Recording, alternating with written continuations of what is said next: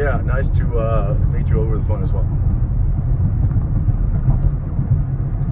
So, Jeff, you want me to kind of just relay what the conversation I had with you, just so that he kind of gets a straight perspective? Yes, please, if you would. Okay. And by the way, Steve, this is not. I'm not practicing here. I'm a professional. I've done this over and over and over again. Unfortunately, I've done it for a lot of people, developers, and other people that have come to our fund. I manage a private equity fund. We have just about under $1.5 billion under management, and we're co-investors. And for years I've helped developers and creative souls be able to reach their goals. And honestly, our fund doesn't care whether we're the only capital involved. We're an LTV-driven fund. So whether the seller who wants to sell carries, or whether they structure something other than that, so it looks like a refinance instead of a purchase, to be able to take advantage of the imputed equity instead of bringing in equity. We really have never had an issue with subordinated debt or creative structures, as long as our LTV is where it is, which is right around 60% loan to value. So, and I've done this. I've bought homes, and honestly, the last thing I need is another boat. But when I went and I saw it, Jeff, I have to tell you, I've never been into catamarans. But when I saw the 70-foot catamaran, and the beam being 30 versus the 18 that I'm used to on my boat, I said, holy shit, though, this is pretty fucking cool. Well, I gotta tell you that I've stayed on that boat when it belonged to Jeff's brother, and it's very comfortable. And it's funny because I can, for my whole life, from when I was in high school and used to go out deep sea fishing every weekend. At that stage of my life, I got seasick every trip, and only got unseasick when we got to the fishing grounds and there were fish right aboard. I've done pretty bad in terms of boats, and yet when I've been out on seaweed, God, it's just so level that I haven't had any problems at all. So I'm happy with that kind of boat. As I say, I'm not a boat person. Yeah, and I'm not. Well, I guess I do fish, but mermaids are the only thing that I really tend to fish. Well, that's better than some of the fish I pulled out of the ocean. That's for sure. I don't know. Sometimes you get stuck with a girl. My dad, when I was my dad passed away when I was 19, right? And when I was 13, just before I lost my virginity, he had a little man-to-man talk with me and said, you have to go down. If one of these girls, whatever, if you find yourself in a situation, A, yeah, have comp protection, but the first thing you do is you have to go down on them for two reasons. A, they like it, and B, if you smell something that's not normal, run, don't walk.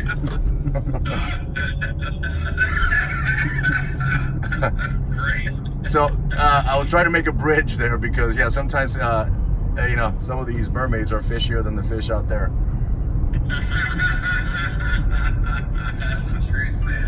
So Steve, I want to respect your time, and Jeff, if you do have time coming back this way, I'd love to sit down and have a beer with you, just so we can.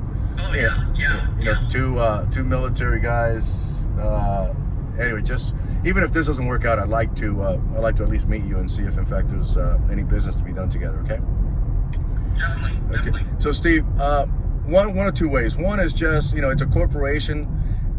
We can treat this like a refi. That this could probably max out because I think that we can get that boat to appraise even higher than what the current listing price is. I've done some research, and I think we can pump it up. And if we're at that 60, and I might even be able to push up to 65% LTV, I think we might be able, as a refinance, where neither Jeff, his wife, or anybody else is liable for the debt. We would have a nominee on our side that would be personally guaranteeing it, and our fund would and it's the perception of evil, right? Even though it's I'm going to have a percentage ownership, I can't buy it. It's going to be one of the entities that I'm going to control, and I'm going to have, I'm going to have CEO there that is going to be the nominee with that's going to be good enough for us to personally guarantee the debt. So the most money that I can leak out is possibly just acting as a refi, where you add somebody to your corporation, Jeff, and basically then we would release, probably when we close, we always need a new LLC anyway. We don't like doing loans with older corporations that may have contingent liabilities. So what we would do is basically you would add somebody to your corporation. We would have whatever needed paperwork from Steve to make sure that you don't get stuck with liabilities, or that there's, there could be a letter of termination at the same time that hasn't been executed. This is just to be able to come, present it to our fund and basically just get it done. So that's one way. The other way, which Jeff and I haven't been talking about it. We have been, but we. Pablo, let me stop you on that one.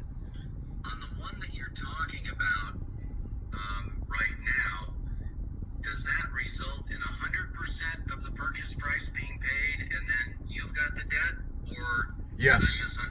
Yeah.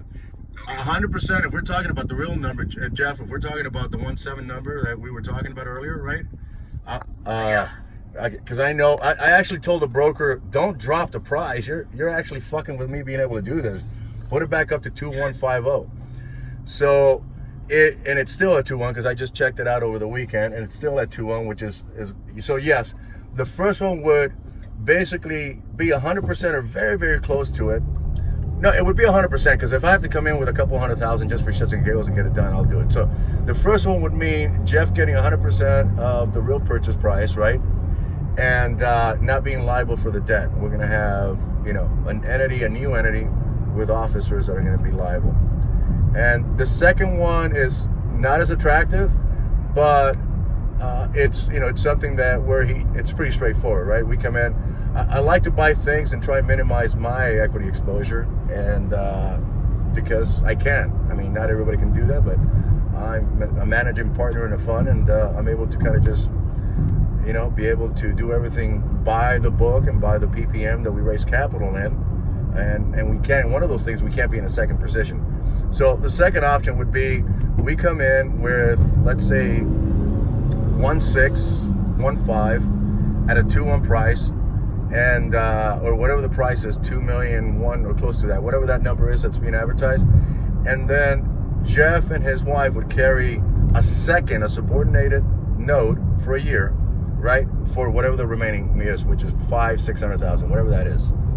So he carries 600,000. Now keep in mind, it's not that 600,000 is partially phantom money, if you know what I'm talking about. So he's really, in reality, in his mind, he needs to realize that, listen, if I was asking 1.7 and I'm selling for 2.1 and I'm carrying 6, in reality, I'm gonna get the benefit of getting an extra 300,000, and for that, I'm gonna carry that note in a second position, subordinated note, for a period of 12 months. And what I do in that time is basically recapitalize it before the 12 months and make sure that he gets hold.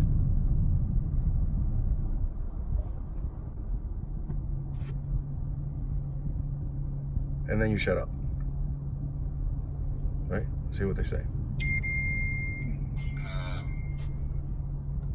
Okay. I hate it when they bring attorneys in. What happens if there's a shift in market conditions or something like that during that year? That is a risk. I'm not gonna try and blow smoke up anybody. It is a risk. If another 9/11 or 9/11, if 2008 repeats itself, and yeah, I mean that, Jeff, is a risk, and because if there's a risk there, then I think we're all going to get hit. I could make sure that it's a personally guaranteed note on the side for whatever the real number is, so that at least you could feel more comfortable. But yeah, I mean, if there's another economic collapse, then obviously nobody's going to want to be in enjoying a boat and fishing for mermaids.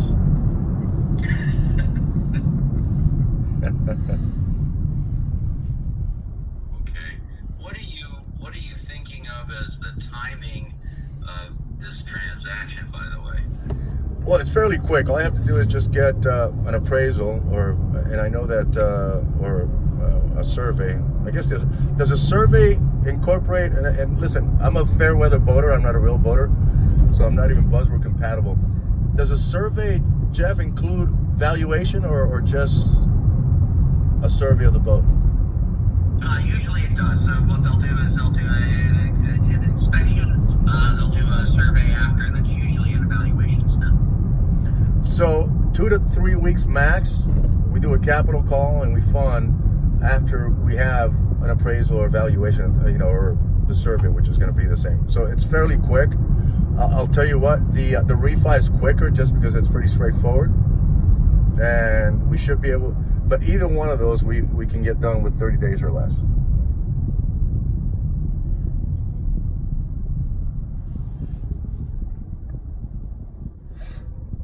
Okay, well, obviously, as I'm understanding you, deal number one, he's out and doesn't have any exposure, and so to me, sitting here, that sounds better for him.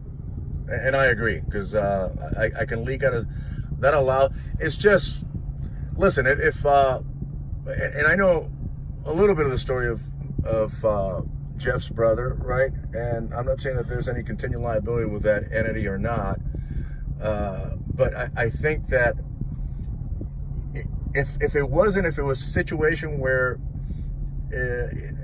clean and there's nothing there, sometimes people get nervous about adding somebody to as a director.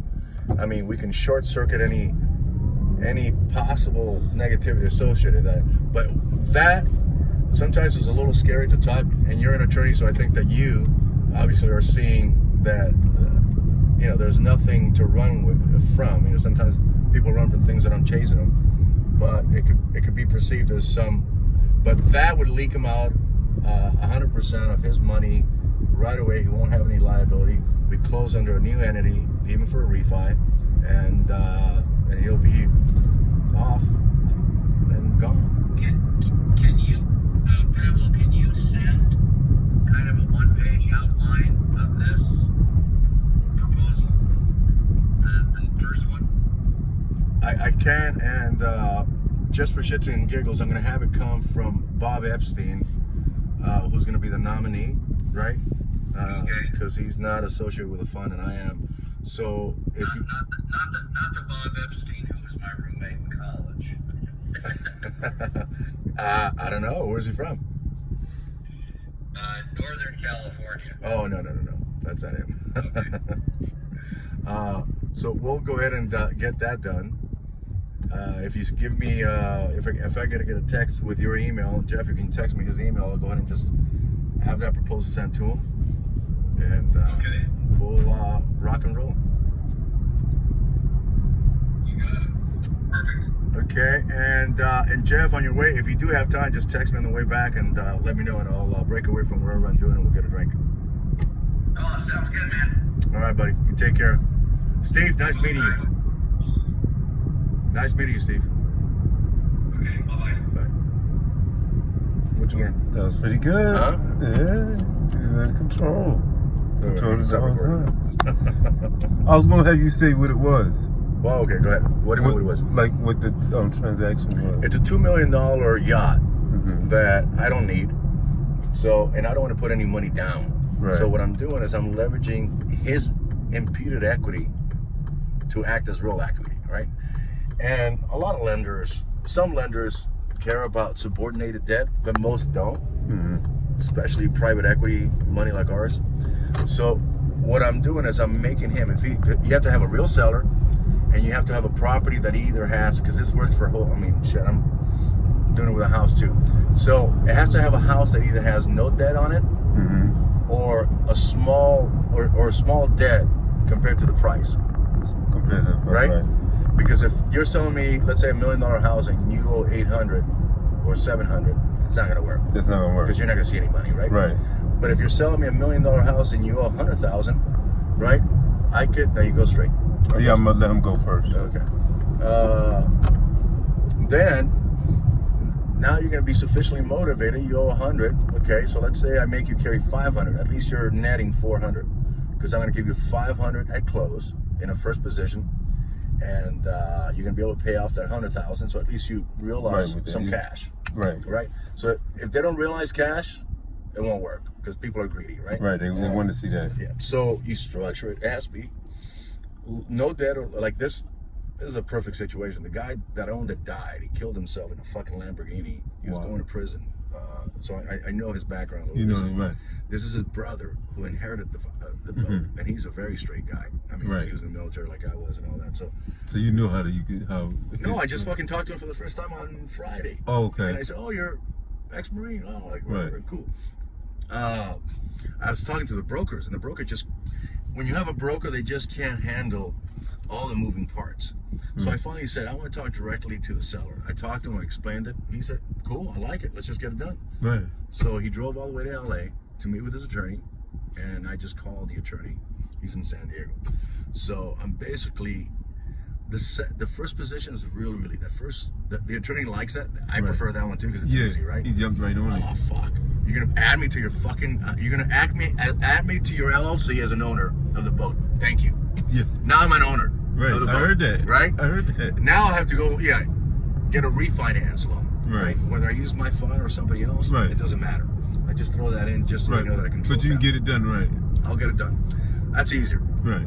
But most people shy away from that because of the obvious. Why should I give you the privilege of being an owner? You haven't fucking given me a dime. Right. Right? Now you're an owner. Now you're going out there and refinancing. Okay, cool. The second one is what most people, especially if they have enough equity, like this guy doesn't owe anything. It's a $2 million boat. No shit. $2 million boat. He doesn't owe anything. I was going to give him 1.5 or 1.4 and have him carry 600,000. That was the second deal. In a second position, not a first, in a right. second. And he was having heartburn over that because of the broker not being able to properly explain it. I think that he'll do it now, but I'd rather him do the other thing, just get him out. Right. That's what's up. What's your name?